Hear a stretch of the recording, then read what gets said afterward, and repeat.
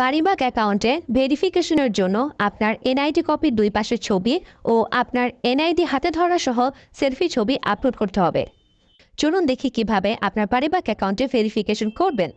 আপনার পারিবারিক অ্যাকাউন্টে লগ ইন করে উপরে প্রোফাইল আইকনে ক্লিক করলে ড্রপডাউনে প্রথমেই মাই প্রোফাইল অপশনটি পাবেন। মাই প্রোফাইল অপশনটিতে ক্লিক করলে প্রোফাইল পেজে যেতে পারবেন। প্রোফাইল পেজের নিচের দিকে মাই অ্যাকাউন্ট সেকশনে দ্বিতীয় অপশনই হচ্ছে অ্যাকাউন্ট সেটিংস। এখানে ক্লিক করে অ্যাকাউন্ট সেটিংস পেজে যান এবং ভেরিফিকেশনের যাবতীয় ডকুমেন্ট আপলোডের জন্য ডকুমেন্টে ক্লিক করুন। আপনার ডকুমেন্ট ফাইল আপলোডের জন্য নিচে ডকুমেন্ট টাইপ সেকশনে ক্লিক করুন। এনআইডি সিলেক্ট করুন। আপলোড ডকুমেন্টে ক্লিক করে আপনার এনআইডি এর সামনের ছবি,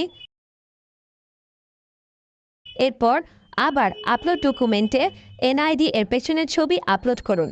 এখন আপনার সেলফি ছবি আপলোড করতে উপরে আবার ডকুমেন্ট টাইপ সেকশন থেকে সেলফি সিলেক্ট করুন।